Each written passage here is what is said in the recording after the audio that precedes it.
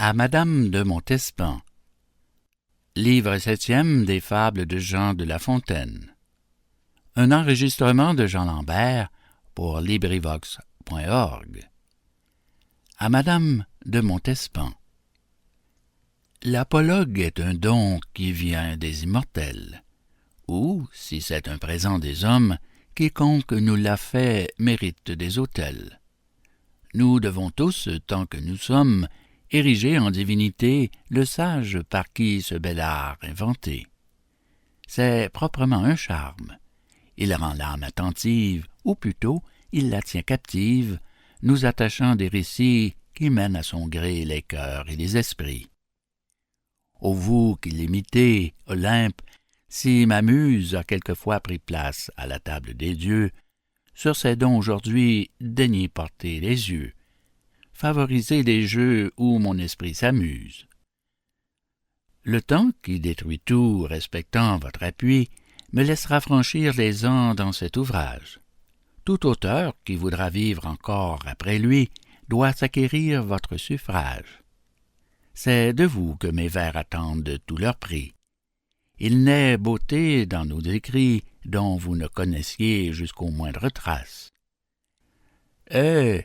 Qui connaît que vous les beautés et les grâces? Paroles et regards, tout est charme dans vous. Ma muse, en un sujet si doux, voudrait s'étendre davantage, mais il faut réserver à d'autres cet emploi. Et d'un plus grand maître que moi, votre louange est le partage. Olympe, c'est assez qu'à mon dernier ouvrage, votre nom serve un jour de rempart et d'abri. Protégez désormais le livre favori, par qui j'ose espérer une seconde vie. Sous vos seuls auspices, ces vers seront jugés, malgré l'envie, dignes des yeux de l'univers. Je ne mérite pas une faveur si grande. La fable en son nom la demande. Vous savez quel crédit ce mensonge a sur nous. S'il procure à mes vers le bonheur de vous plaire, je croirai lui devoir un temple pour salaire. Mais je ne veux bâtir des temples que pour vous. Fin de À Madame de Montespan. Livre septième des Fables de La Fontaine. Cet enregistrement appartient au domaine public.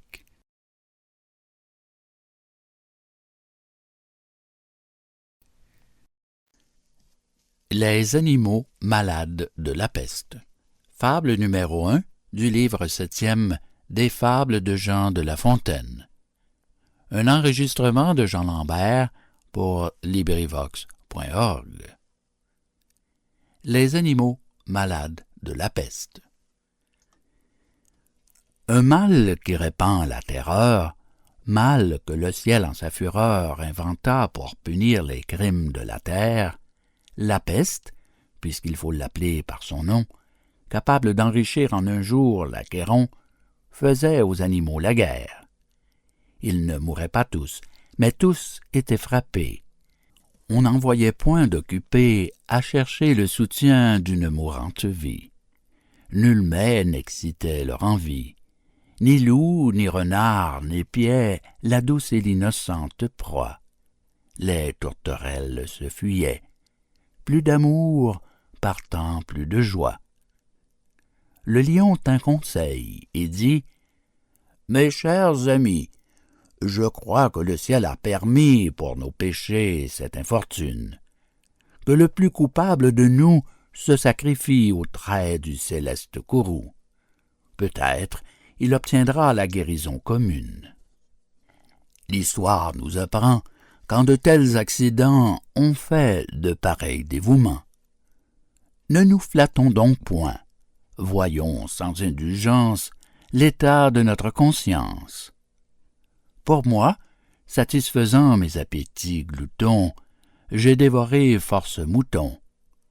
Que m'avait-il fait? Nulle offense. Même il m'est arrivé quelquefois de manger le berger. Je me dévouerai donc, s'il le faut, mais je pense qu'il est bon que chacun s'accuse ainsi que moi, car on doit souhaiter, selon toute justice, que le plus coupable périsse. Sire, dit le renard, vous êtes trop bon roi. Vos scrupules font voir trop de délicatesse. Eh bien, manger mouton, canaille, sotte espèce, est-ce un péché?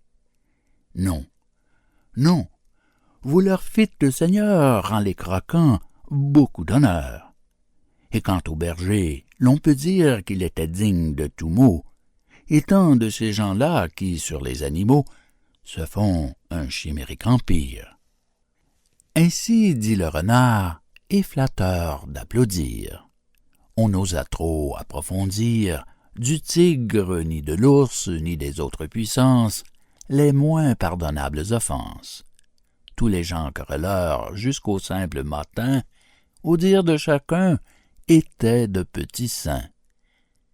L'âne vint à son tour et dit « J'ai souvenance qu'en un pré de moine passant, la faim, l'occasion, l'herbe tendre, et je pense quelque diable aussi me poussant, je tondis ce pré la largeur de ma langue. Je n'en avais nul droit, puisqu'il faut parler net. » À ces mots, on cria « haro » sur le baudet. Un loup, quelque peu clair, prouva par sa harangue qu'il fallait dévouer ce maudit animal, ce pelé, ce galeux, d'où venait tout leur mal. Sa peccadille fut jugée un cas pendable. Manger l'herbe d'autrui, quel crime abominable! Rien que la mort n'était capable d'expier son forfait. On le lui fit bien voir. Selon que vous serez puissant ou misérable, les jugements de cour vous rendront blanc ou noir. Fin de Les animaux malades de la peste. Fable numéro 1 du livre 7e des Fables de La Fontaine. Cet enregistrement appartient au domaine public.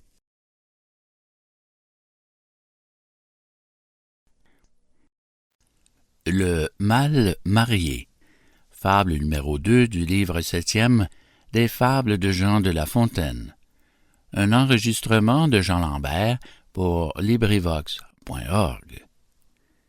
Le mal marié. Que le bon soit toujours camarade du beau, dès demain je chercherai femme. Mais comme le divorce entre eux n'est pas nouveau, et que peu de beaux corps, hôtes d'une belle âme, assemblent l'un et l'autre point, ne trouvez pas mauvais que je ne cherche point. J'ai vu beaucoup d'hymens, aucun d'entre eux ne me tente. Cependant des humains, presque les 4 parts, s'exposent hardiment au plus grand des hasards. Les 4 parts aussi des humains se repentent. J'en vais alléguer un qui, s'étant repenti, ne put trouver d'autre parti que de renvoyer son épouse, querelleuse, avare et jalouse. Rien ne la contentait, rien n'était comme il faut. On se levait trop tard, on se couchait trop tôt, puis du blanc, puis du noir, puis encore autre chose. Les valets enrageaient, l'époux était à bout. Monsieur ne songe à rien, monsieur dépense tout, monsieur court, monsieur se repose. Elle en dit tant que monsieur, à la fin, lassé d'entendre un tel lutin, vous la renvoie à la campagne, chez ses parents. La voilà donc compagne de certains Phyllis qui gardent les dindons, avec les gardeurs de cochons. Au bout de quelque temps, qu'on la crut adoucie, le mari la reprend. « Eh bien, qu'avez-vous fait? Comment passiez-vous votre vie? L'innocence des champs est-elle votre fait? »« Assez, dit-elle. Ma peine était de voir les gens plus paresseux qu'ici. Ils n'ont des troupeaux nul souci. Je leur savais bien dire, et m'attirais la haine de tous ces gens si peu soigneux. »« Eh, madame, reprit son époux tout à l'heure, si votre esprit est si hargneux que le monde qui ne demeure qu'un moment avec vous et ne revient qu'au soir est déjà lassé de vous voir, que feront des valets qui, toute la journée, vous verront contre eux déchaînés? et que pourra faire un époux que vous voulez qu'il soit jour et nuit avec vous? Retournez au village. Adieu. Si de ma vie je vous rappelle et qu'il m'en prenne envie, puis-je chez les morts avoir pour mes péchés 2 femmes comme vous, sans cesse à mes côtés. Fin de Le mal marié. Fable numéro 2 du livre 7e des Fables de La Fontaine. Cet enregistrement appartient au domaine public.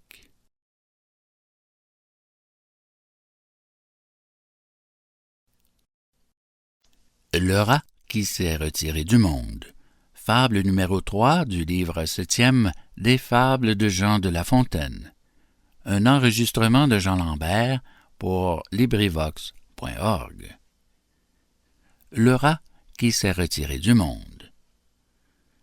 Les Levantins, en leur légende, disent qu'un certain rat, las des soins d'ici-bas, dans un fromage de Hollande se retira loin du tracas.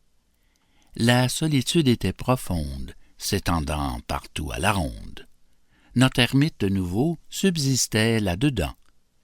Il fit tant, de pied et dedans, qu'en peu de jours il eut, au fond de l'ermitage, le vivre et le couvert. Que faut-il davantage? Il devint gros et gras. Dieu prodigue ses biens à ceux qui font vœu d'être siens. Un jour, au dévot personnage, les députés du peuple rat s'en vinrent demander quelque aumône légère. Ils allaient, en terre étrangère, chercher quelque secours contre le peuple chat. Ratopolis était bloqué. On les avait contraints de partir sans argent, attendu l'état indigent de la République attaquée. Ils demandaient fort peu, certains que le secours serait prêt dans 4 ou 5 jours. « Mes amis, dit le solitaire, les choses d'ici-bas ne me regardent plus. En quoi peut un pauvre reclus vous assister? Que peut-il faire que de prier le ciel qu'il vous aide en ceci? J'espère qu'il aura de vous quelque souci. » Ayant parlé de la sorte, le nouveau saint ferma sa porte. Qui désignai-je, à votre avis, par ce rat si peu secourable? Un moine? Non, mais un dervis. Je suppose qu'un moine est toujours charitable. Fin de Le rat qui s'est retiré du monde. Fable numéro 3 du livre 7e des Fables de La Fontaine. Cet enregistrement appartient au domaine public.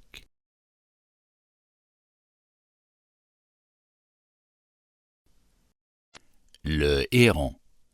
Fable numéro 4 du livre 7e des Fables de Jean de La Fontaine. Un enregistrement de Jean Lambert pour LibriVox.org. Le héron. Un jour, sur ses longs pieds, allait je ne sais où, le héron au long bec emmanché d'un long cou. Il côtoyait une rivière. L'onde était transparente, ainsi qu'au plus beau jour. Ma commère la carpe y faisait 1000 tours avec le brochet son compère. Le héron en eût fait aisément son profit. Tous approchaient du bord. L'oiseau n'avait qu'à prendre. Mais il crut mieux faire d'attendre qu'il eût un peu plus d'appétit.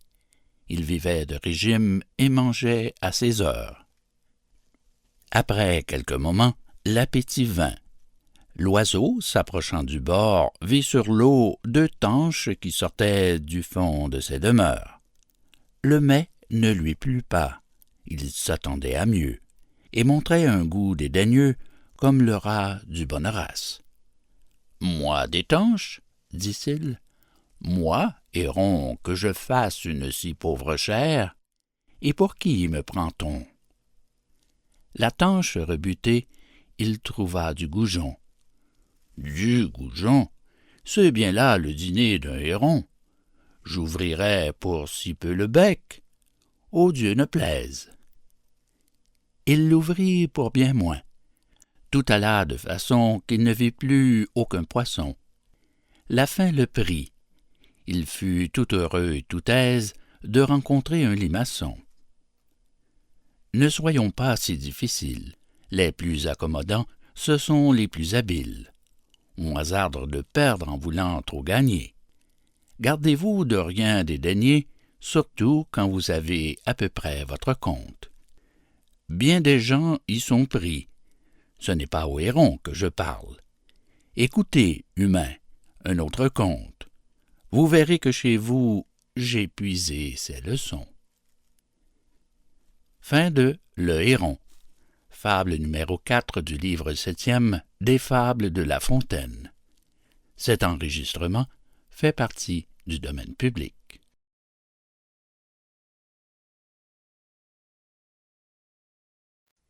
La fille. Fable numéro 5 du livre 7e des Fables de Jean de La Fontaine. Un enregistrement de Jean Lambert pour LibriVox.org.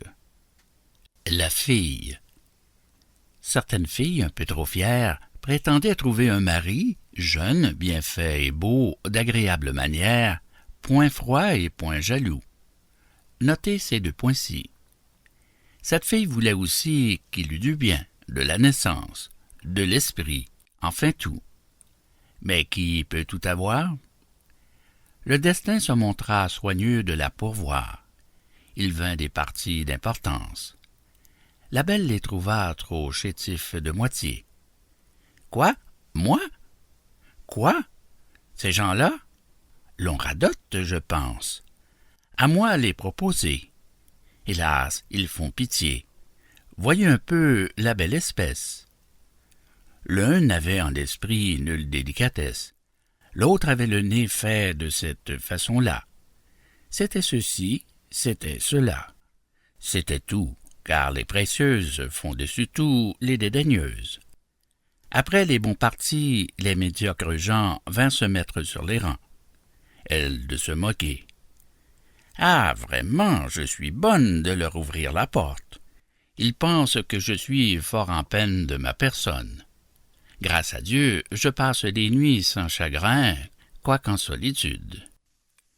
La belle se sut gré de tous ses sentiments. L'âge la fit déchoir. Adieu tous les amants. 1 an se passe, et 2 avec inquiétude. Le chagrin vient ensuite. Elle sent chaque jour déloger quelques ris, quelques jeux, puis l'amour. Puis ses traits choquer et déplaire, puis s'en sortent de phare. Ses soins ne purent faire qu'elle échappât au temps, cet insigne larron. Les ruines d'une maison se peuvent réparer, que ce n'est cet avantage pour les ruines du visage. Sa préciosité change alors de langage. Son miroir lui disait « Prenez vite un mari ». Je ne sais quel désir le lui disait aussi. Le désir peut loger chez une précieuse. Celle-ci fit un choix qu'on n'aurait jamais cru, se trouvant à la fin tout aise et tout heureuse de rencontrer un malotru. Fin de La fille. Fable numéro 5 du livre 7e des Fables de La Fontaine. Cet enregistrement fait partie du domaine public.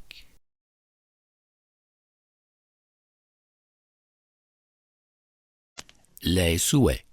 Fable numéro 6 du livre 7e des Fables de Jean de La Fontaine. Un enregistrement de Jean Lambert pour LibriVox.org. Les souhaits. Il est aux Mogols des follets qui font office de valets, tiennent la maison propre, ont soin de l'équipage et quelquefois du jardinage. Si vous touchez à leur ouvrage, vous gâtez tout. Un d'eux, près du Gange autrefois, cultivait le jardin d'un assez bon bourgeois. Il travaillait sans bruit, avec beaucoup d'adresse, aimait le maître et la maîtresse, et le jardin surtout. Dieu sait si les zéphyrs, peuple ami du démon, l'assistaient dans sa tâche. Le follet, de sa part, travaillant sans relâche, comblait ses hôtes de plaisir. Pour plus de marques de son zèle, chez ces gens pour toujours, il se fut arrêté, nonobstant la légèreté assez pareille si naturelle. Mais ses confrères, les esprits, firent tant que le chef de cette république, par caprice ou par politique, le changea bientôt de logis. Ordre lui vient d'aller au fond de la Norvège prendre le soin d'une maison en tout temps couverte de neige. Et d'hindou qu'il était, on vous le fait lapon. Avant que de partir, l'esprit dit à ses hôtes, « On m'oblige de vous quitter, je ne sais pas pour quelle faute, mais enfin il le faut. Je ne puis arrêter qu'un temps fort court, 1 mois, peut-être 1 semaine. Employez-la, formez 3 souhaits, car je puis rendre 3 souhaits accomplis. 3, sans plus. Souhaiter, ce n'est pas une peine étrange et nouvelle aux humains. Ceux-ci, pour premier vœu, demandent l'abondance. Et l'abondance à pleine main verse en leur coffre la finance, en leur grenier le blé, dans leur cave les vins. Tout en crève. Comment ranger cette chevanche? Quel registre, quel soin, quel temps il leur fallut? Tous deux sont empêchés si jamais on le fut. Les voleurs contre eux complotèrent. Les grands seigneurs leur empruntèrent. Le prince les taxa. Voilà les pauvres gens malheureux par trop de fortune. Ôtez-nous de ces biens l'affluence importune, dirent-ils l'un et l'autre. Heureux les indigents. La pauvreté vaut mieux qu'une telle richesse. Retirez-vous, trésor, fuyez. Et toi, déesse, mère du bon esprit, compagne du repos, ô médiocrité, reviens vite. À ces mots, la médiocrité revient. On lui fait place. Avec elle, il rentre en grâce, au bout de 2 souhaits, étant aussi chanceux qu'ils étaient, et que sont tous ceux qui souhaitent toujours et perdent en chimère le temps qu'il ferait mieux de mettre à leurs affaires. Le follet en rit avec eux. Pour profiter de sa largesse, quand il voulut partir et qu'il fut sur le point, ils demandèrent la sagesse. C'est un trésor qui n'embarrasse point. Fin de Les Souhaits. Fable numéro 6 du livre 7e des Fables de La Fontaine. Cet enregistrement appartient au domaine public.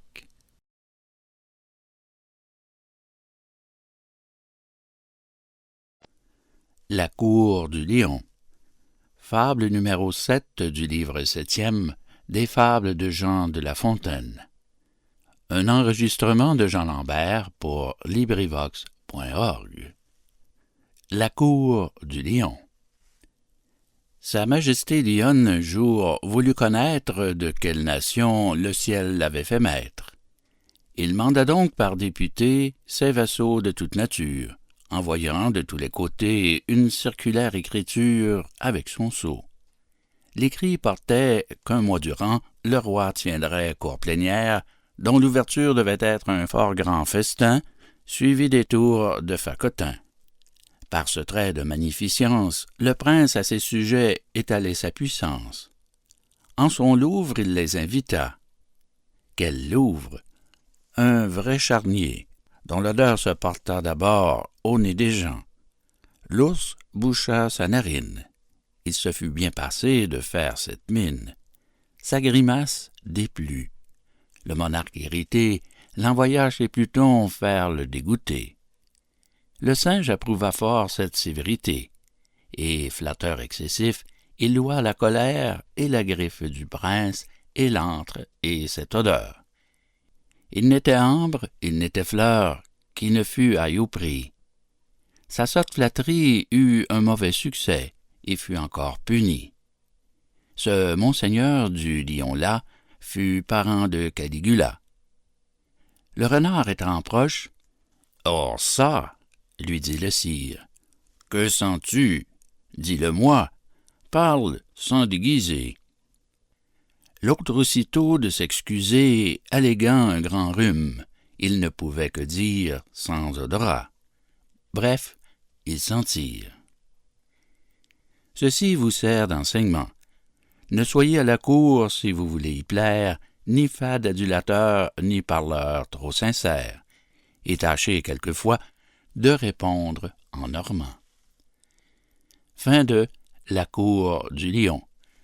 Fable numéro 7 du livre 7e des Fables de La Fontaine. Cet enregistrement fait partie du domaine public.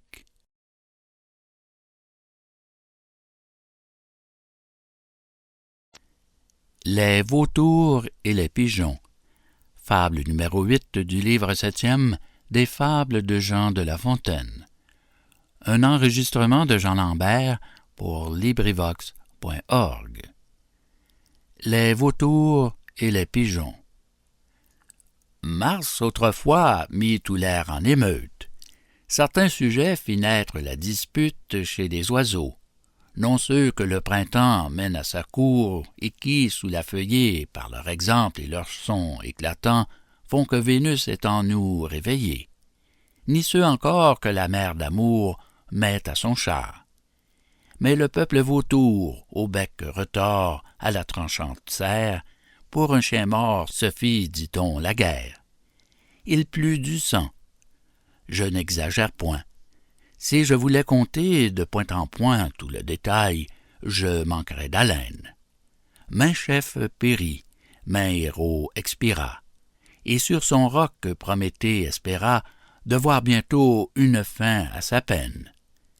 C'était plaisir d'observer leurs efforts, c'était pitié de voir tomber les morts. Valeur, adresse, et ruse et surprise, tout s'employa. Les deux troupes éprises d'ardents courroux n'épargnaient nul moyen de peupler l'air que respirent les ombres. Tout élément rempli de citoyens le vaste enclos qu'ont les royaumes sombres.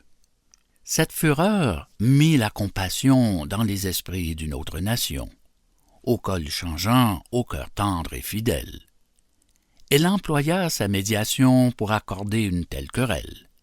Ambassadeurs par le peuple pigeon furent choisis et si bien travaillèrent que les vautours plus ne se chamaillèrent. Ils firent trêve et la paix s'ensuivit. Hélas, ce fut aux dépens de la race à qui la leur aurait dû rendre grâce.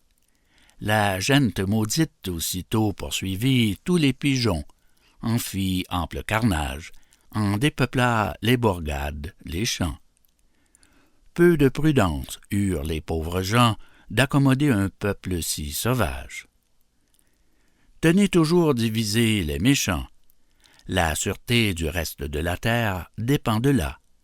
Semez entre eux la guerre, ou vous n'aurez avec eux nulle paix.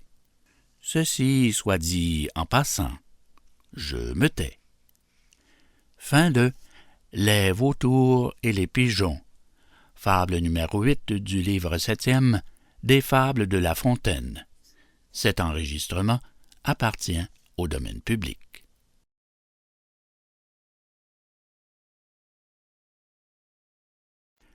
Le coche et la mouche. Fable numéro 9 du livre 7e des Fables de Jean de La Fontaine. Un enregistrement de Jean Lambert pour LibriVox.org. Le coche et la mouche. Dans un chemin montant, sablonneux, malaisé, et de tous les côtés au soleil exposé, 6 forts chevaux tiraient un coche. Femmes, moines, vieillards, tout était descendu. L'attelage suait, soufflait, était rendu. Une mouche survient et des chevaux s'approchent, prétend les animer par son bourdonnement, pique l'un, pique l'autre, et pense à tout moment qu'elle fait aller la machine, s'assied sur le timon, sur le nez du cocher. Aussitôt que le char chemine et qu'elle voit les gens marcher, elle s'en attribue uniquement la gloire. Va, vient, fait l'empresser. Il semble que ce soit un sergent de bataille allant en chaque endroit faire avancer ses gens et hâter la victoire. La mouche, en ce commun besoin, se plaint qu'elle agit seule et qu'elle a tout le soin, qu'aucun n'aide aux chevaux à se tirer d'affaire. Le moine disait son bréviaire. Il prenait bien son temps. Une femme chantait. C'était bien de chansons qu'alors il s'agissait. Dame Mouche s'en va chanter à leurs oreilles et fait 100 sottises pareilles. Après bien du travail, le coche arrive en haut. « Respirons maintenant. dit la mouche aussitôt. J'ai tant fait que nos gens sont enfin dans la plaine. Ça, messieurs les chevaux, payez-moi de ma peine. Ainsi, certaines gens, faisant les empressés, s'introduisent dans les affaires. Ils font partout les nécessaires, et partout importuns devraient être chassés. Fin de Le coche et la mouche. Fable numéro 9 du livre 7e des Fables de La Fontaine. Cet enregistrement appartient au domaine public.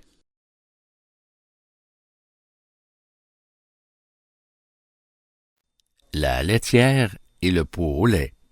Fable numéro 10 du livre 7e des Fables de Jean de La Fontaine. Un enregistrement de Jean Lambert pour LibriVox.org. La laitière et le pot au lait. Perrette, sur sa tête ayant un pot au lait, bien posé sur un coussinet, prétendait arriver sans encombre à la ville.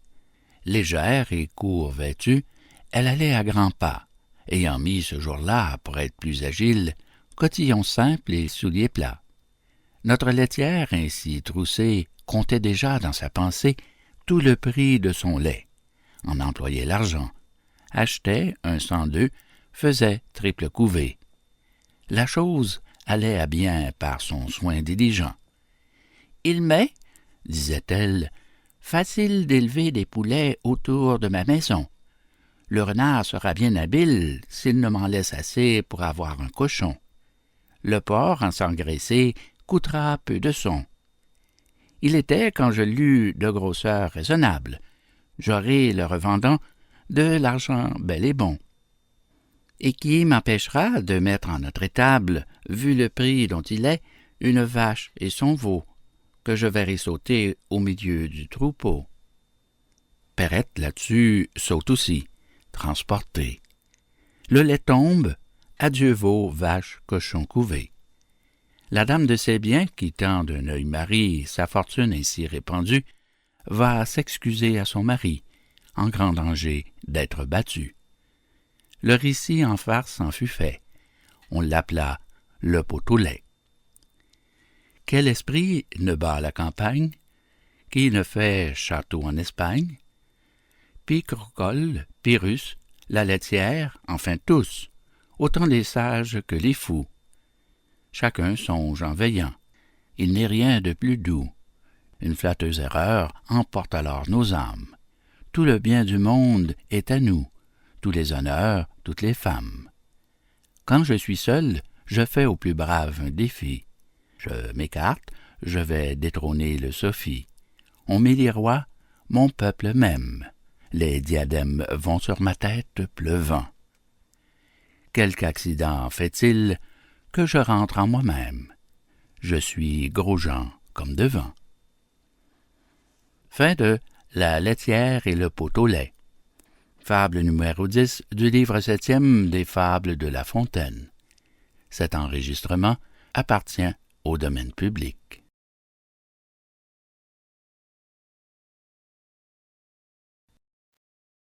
Le curé et le mort. Fable numéro 11 du livre 7e des Fables de Jean de La Fontaine. Un enregistrement de Jean Lambert pour LibriVox.org. Le curé et le mort. Un mort s'en allait tristement s'emparer de son dernier gîte. Un curé s'en allait gaiement enterrer ce mort au plus vite. Notre défunt était en carrosse porté, bien et dûment empaqueté, et vêtu d'une robe, hélas, qu'on nomme bière, robe d'hiver, robe d'été, que les morts ne dépouillent guère. Le pasteur était à côté, et récitait à l'ordinaire maintes dévotes oraisons, et des psaumes et des leçons, et des versets et des répons. Monsieur le mort, laissez-nous faire, on vous en donnera de toutes les façons. Il ne s'agit que du salaire. Messire Jean Chouart couvait des yeux son mort, comme si l'on eût dû lui ravir ce trésor, et de regard semblait lui dire « Monsieur le mort, j'aurai de vous tant en argent, et tant en cire, et tant en autre menu coup. Il fondait là-dessus l'achat d'une feuillette du meilleur vin des environs. Certaines nièces, assez propettes, et sa chambrière Paquette devaient avoir des cotillons. Sur cette agréable pensée, un heurt survient. Adieu le char.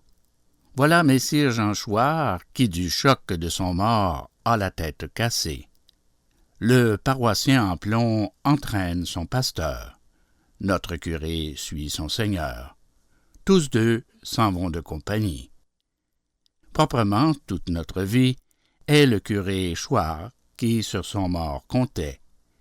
Et la fable du pot au lait. Fin de Le curé et le mort. Fable numéro 11 du livre 7e des Fables de La Fontaine. Cet enregistrement appartient au domaine public.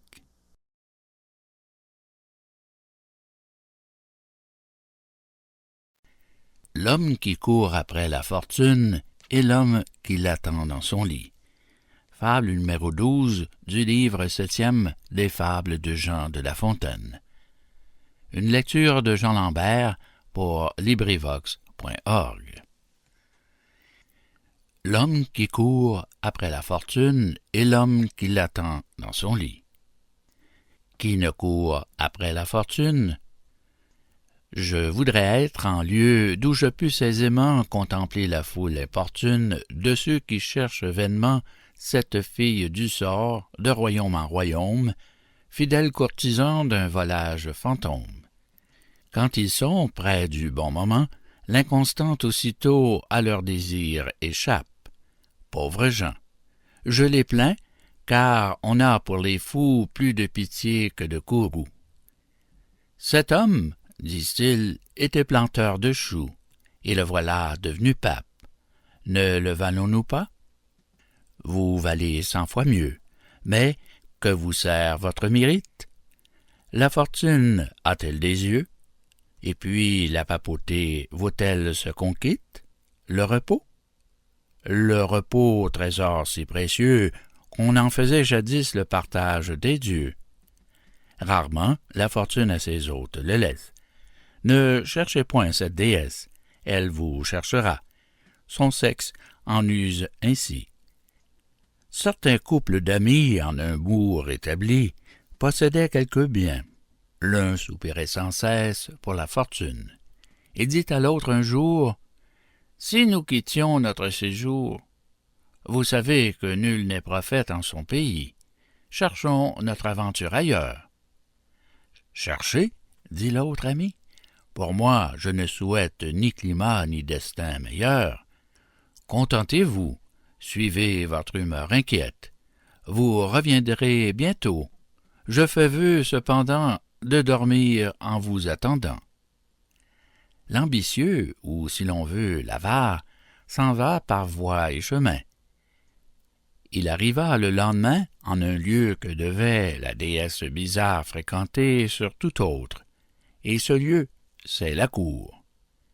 Là donc, pour quelque temps, il fixe son séjour, se trouvant au coucher, au lever, à ces heures que l'on sait être les meilleures. Bref, se trouvant tout et n'arrivant à rien. « Qu'est-ce ceci? » se dit-il. « Cherchons ailleurs du bien. La fortune pourtant habite ces demeures. Je la vois tous les jours entrer chez celui-ci, chez celui-là. D'où vient qu'aussi je ne puis héberger cette capricieuse? On me l'avait bien dit, que des gens de ce lieu, l'on n'aime pas toujours l'humeur ambitieuse. Adieu, messieurs de cour, adieu. Suivez jusqu'au bout une ombre qui vous flatte. La fortune a, dit-on, des temples à Surate. Allons là. Ce fut un de dire et s'embarquer. Âme de bronze, humain, celui-là fut sans doute armé de diamants, qui tenta cette route, et le premier osa l'abîme défier. Celui-ci, pendant son voyage, tourna les yeux vers son village, plus d'une fois, essuyant les dangers des pirates, des vents, du calme et des rochers, ministre de la mort. Avec beaucoup de peine, On s'en va la chercher en des rives lointaines, la trouvant sitôt sans quitter la maison. L'homme arrive au Mogol. On lui dit qu'au Japon, la fortune pour l'or distribuait ses grâces. Il y court. Les mères étaient lasses de le porter, et tout le fruit qu'il tira de ses longs voyages, ce fut cette leçon que donnent les sauvages. Demeure en ton pays par la nature instruit. Le Japon ne fut pas plus heureux à cet homme que le Mogol l'avait été, ce qui lui fit conclure en somme qu'il avait à grand tort son village quitté. Il renonce aux courses ingrates, revient en son pays, voit de loin ses pénates, pleure de joie et dit « Heureux qui vit chez soi, de régler ses désirs faisant tout son emploi. Il ne sait que par ouï dire ce que c'est que la cour, la mer et ton empire. Fortune qui nous fait passer devant les yeux des dignités, des biens que jusqu'au bout du monde on suit, sans que les faits aux promesses répondent. Désormais, je ne bouge et ferai 100 fois mieux. » En raisonnant de cette sorte, et contre la fortune ayant pris ce conseil, il la trouve assise à la porte de son ami plongé dans un profond sommeil. Fin de L'homme qui court après la fortune et l'homme qui l'attend dans son lit. Fable numéro 12 du livre 7e des Fables de La Fontaine. Cet enregistrement appartient au domaine public.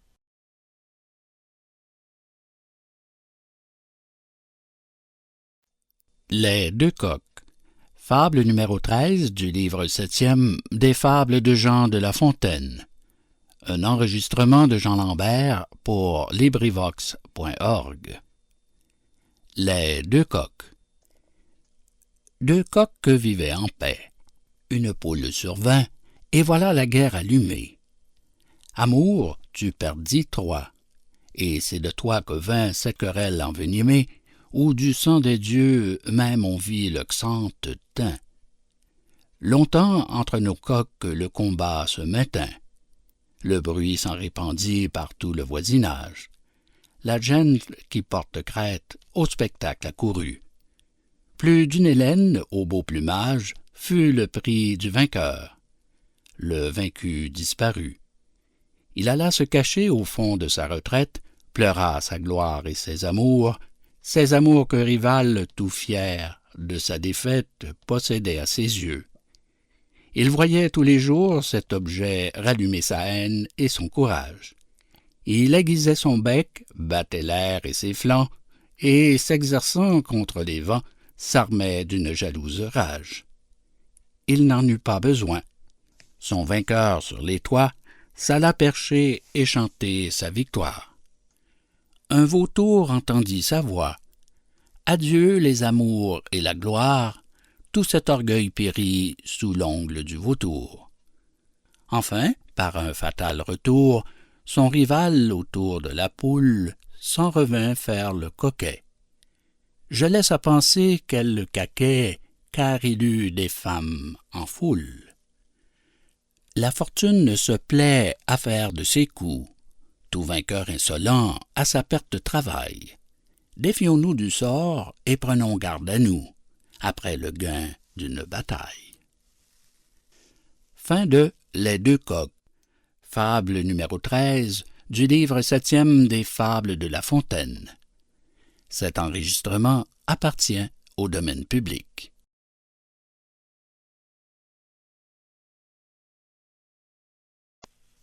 L'ingratitude, l'injustice et des hommes envers la fortune. Fable numéro 14 du livre 7e des Fables de Jean de La Fontaine. Un enregistrement de Jean Lambert pour LibriVox.org. L'ingratitude et l'injustice des hommes envers la fortune. Un trafiquant sur mer par bonheur s'enrichit. Il triompha des vents pendant plus d'un voyage. Gouffre, banc, ni rocher n'exigea de péage d'aucun de ses ballots. Le sort l'en affranchit. Surtout ses compagnons, Atropos et Neptune, recueillirent leurs droits, tandis que la fortune prenait soin d'amener son marchand à bon port. Facteur, associé, chacun lui fut fidèle. Il vendit son tabac, son sucre, sa cannelle, ce qu'il voulut, sa porcelaine encore. Le luxe et la folie enflèrent son trésor. Bref, il plut dans son escarcelle. On ne parlait chez lui que par double ducat, et mon homme d'avoir chiens, chevaux et carrosses. Ses jours de jeûne étaient des noces. Un sien ami, voyant ses somptueux repas, lui dit « Eh, d'où vient donc un si bon ordinaire? Et d'où me viendrait-il que de mon savoir-faire? Je n'en dois rien qu'à moi, qu'à mes soins, qu'au talent de risquer à propos et bien placer l'argent. » Le profit lui semblant une fort douce chose, il risqua de nouveau le gain qu'il avait fait. Mais rien, pour cette fois, ne lui vint à souhait. Son imprudence en fut la cause. Un vaisseau mal frété périt au premier vent.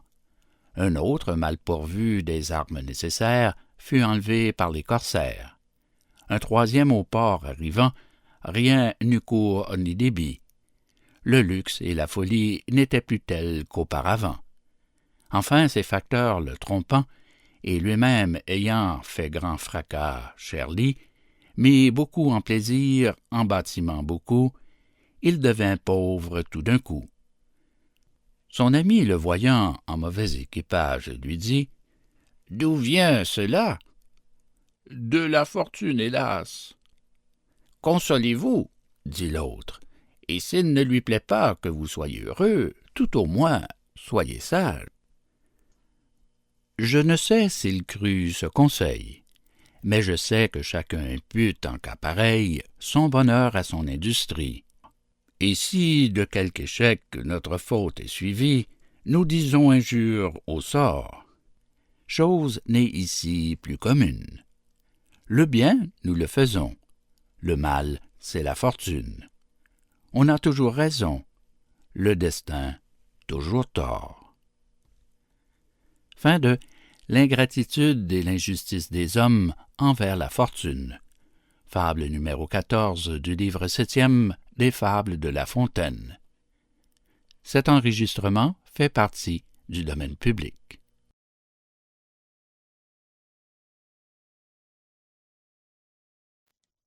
Les devineresses.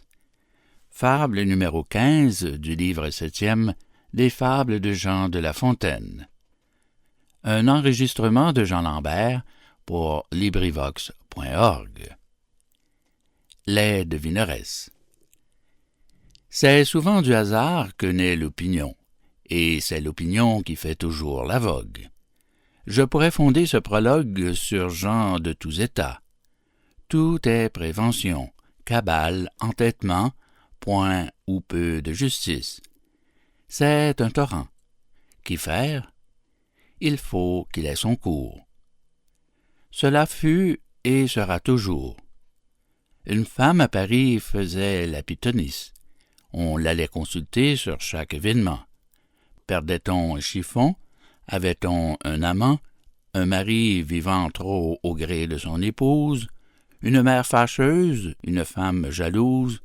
Chez la devineresse, on courait pour se faire annoncer ce que l'on désirait. Son fait consistait en adresse, quelques termes de l'art, beaucoup de hardiesse, du hasard quelquefois, tout cela concourait, tout cela bien souvent faisait crier miracle. Enfin, quoiqu'ignorante à 20 et 3 carats, elle passait pour un oracle. L'oracle était logé dedans un galetas. Là, cette femme emplit sa bourse et, sans avoir d'autres ressources, gagne de quoi donner un rang à son mari. Elle achète un office, une maison aussi. Voilà le galetas rempli d'une nouvelle hôtesse à qui toute la ville, femmes, filles, valets, gros messieurs, tout enfin, allait comme autrefois demander son destin. Le galetas devint l'antre de la Sibylle. L'autre femelle avait achalandé ce lieu. Cette femme eut beau faire, eut beau dire « Moi devine, on se moque. Et, messieurs, sais-je lire? » Je n'ai jamais appris que ma croix de par Dieu. Point de raison. Il fallut deviner et prédire, mettre à part force bon du cas, et gagner, malgré soi, plus que 2 avocats. Le meuble et l'équipage aidaient fort à la chose. 4 sièges boiteux, un manche de balai, tout sentait son sabbat et sa métamorphose. Quand cette femme m'aurait dit vrai, dans une chambre tapissée, on s'en serait moqué. La vogue était passée. Au galetas, il avait le crédit. L'autre femme se morfondit. L'enseigne fait la chalandise. J'ai vu dans le palais une robe mal mise gagner gros. Les gens l'avaient prise pour maître tel qui traînait après soi, force écoutant. Demandez-moi pourquoi. Fin de Les Devineresses, fable numéro 15 du livre 7e des Fables de La Fontaine. Cet enregistrement fait partie du domaine public.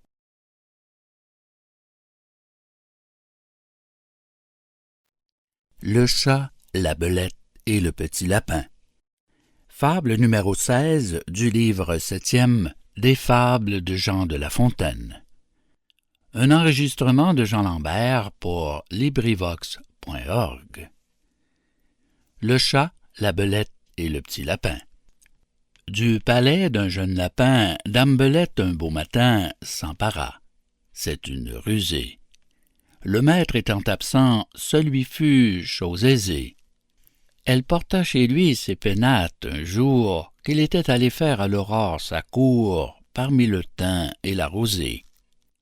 Après qu'il eut brouté, trotté, fait tous ses tours, Jeannot Lapin retourne au souterrain séjour. La belette avait mis le nez à la fenêtre. « Ô dieux hospitaliers, que vois-je ici paraître? » dit l'animal chassé du paternel logis. « Holà, madame la belette, que l'on déloge sans trompette, ou je vais avertir tous les rats du pays. » La dame au nez pointu répondit que la terre était au premier occupant. C'était un beau sujet de guerre qu'un logis où lui-même il n'entrait qu'en rampant. « Et quand ce serait un royaume, je voudrais bien savoir, dit-elle, quelle loi en a pour toujours fait l'octroi à Jean, fils ou neveu de Pierre ou de Guillaume, plutôt qu'à Paul, plutôt qu'à moi. » Jean Lapin allégua la coutume et l'usage. « Ce sont, dit-il, leurs lois qui m'ont de ce logis rendu maître et seigneur, et qui, de père en fils, l'ont de Pierre à Simon, puis à moi Jean, transmis. Le premier occupant, est-ce une loi plus sage? Or bien, sans crier davantage, rapportons-nous, dit-elle, à Raminagrobis. C'était un chat vivant comme un dévot ermite, un chat faisant la chapemite, un saint homme de chat, bien fourré, gros et gras, arbitre expert sur tous les cas. Jean Lapin pour juge l'agrée. Les voilà tous deux arrivés devant sa majesté fourrée. Grippeminaud leur dit « Mes enfants, approchez, approchez, je suis sourd, les ans en sont la cause. » L'un et l'autre approcha, ne craignant nulle chose. Aussitôt qu'à portée il vit les contestants, Grippeminaud, le bon apôtre, jeta des deux côtés la griffe en même temps, mit les plaideurs d'accord en croquant l'un et l'autre. Ceci ressemble fort au débat qu'ont parfois les petits souverains se rapportant au roi.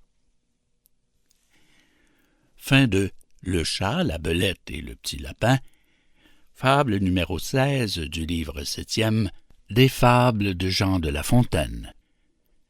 Cet enregistrement fait partie du domaine public.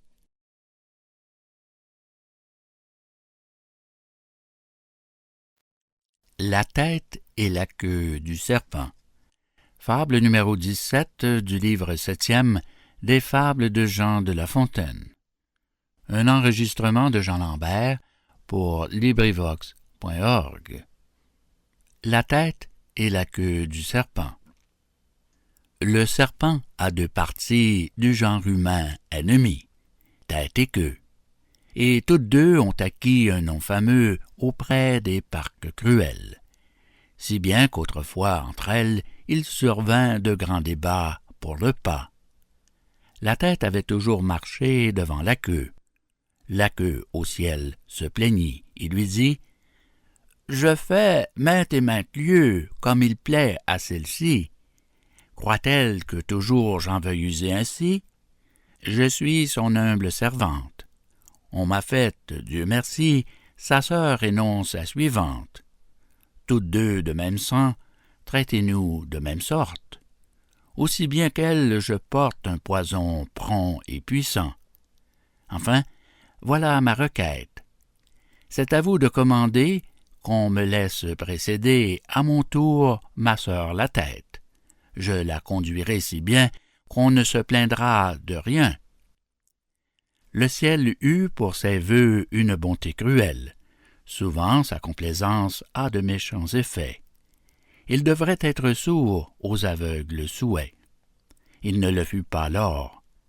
Et la guide nouvelle, qui ne voyait au grand jour pas plus clair que dans un four, donnait tantôt contre un marbre, contre un passant, contre un arbre. Droit aux ondes du stick, elle mena sa sœur. Malheureux, les états tombés dans son erreur.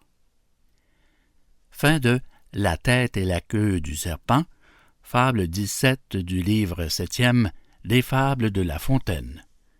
Cet enregistrement appartient au domaine public.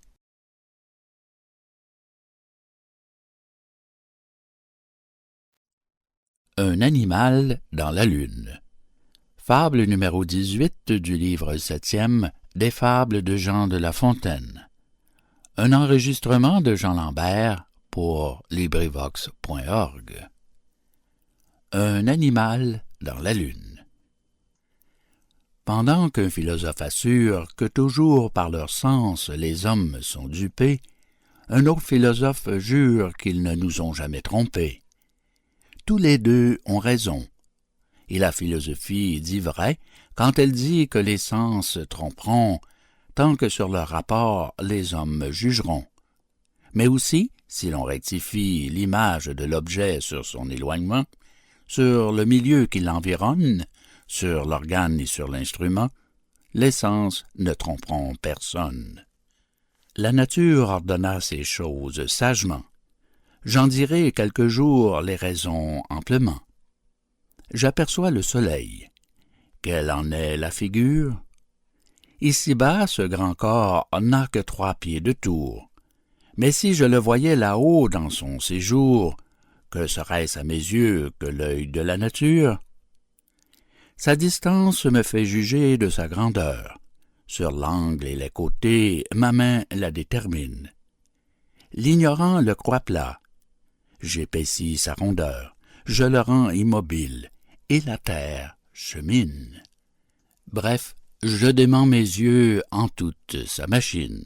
Ce sens ne me nuit point par son illusion. Mon âme, en toute occasion, développe le vrai caché sous l'apparence. Je ne suis point d'intelligence, avec mes regards peut-être un peu trop prompts, ni mon oreille lente à m'apporter des sons. Quand l'eau courbe un bâton, ma raison le redresse. La raison décide en maîtresse. Mes yeux, moyennant ce secours, ne me trompent jamais en me mentant toujours. Si je crois leur rapport, erreur assez commune, une tête de femme est au corps de la lune. Y peut-elle être? Non. D'où vient donc cet objet? Quelques lieux inégaux font de loin cet effet. La lune nulle part n'a sa surface unie. Montueuse en des lieux, en d'autres aplanie, l'ombre avec la lumière y peut tracer souvent un homme, un bœuf, un éléphant. Naguère l'Angleterre y vit chose pareille. La lunette placée, un animal nouveau, parut dans cet astre si beau, et chacun de crier « Merveille !» Il était arrivé là-haut un changement qui présageait sans doute un grand événement. Savait-on si la guerre entre tant de puissances n'en était point l'effet? Le monarque accourut. Il favorise en roi ses hautes connaissances. Le monstre dans la lune à son tour lui parut. C'était une souris cachée entre les vers. Dans la lunette était la source de ses guerres. On en rit, peuple heureux. Quand pourront les François se donner, comme vous, entiers à ses emplois? Mars nous fait recueillir d'amples moissons de gloire. C'est à nos ennemis de craindre les combats, à nous de les chercher, certains que la victoire, amante de Louis, suivra partout ses pas. Ces lauriers nous rendront célèbres dans l'histoire. Même les filles de mémoire ne nous ont point quittés, nous goûtons des plaisirs. La paix fait nos souhaits, et non point nos soupirs. Charles en sait jouir. Il saurait, dans la guerre, signaler sa valeur et mener l'Angleterre à ces jeux qu'en repos elle voit aujourd'hui. Cependant, s'il pouvait apaiser la querelle, que d'encens! Est-il rien de plus digne de lui? La carrière d'Auguste a-t-elle été moins belle que les fameux exploits du premier des Césars? Ô peuple trop heureux, quand la paix viendra-t-elle nous rendre comme vous, tout entier aux beaux-arts? Fin de Un animal dans la lune. Fable numéro 18 du livre 7e des Fables de La Fontaine. Fin de Fables de La Fontaine, livre 7e. Cet enregistrement appartient au domaine public.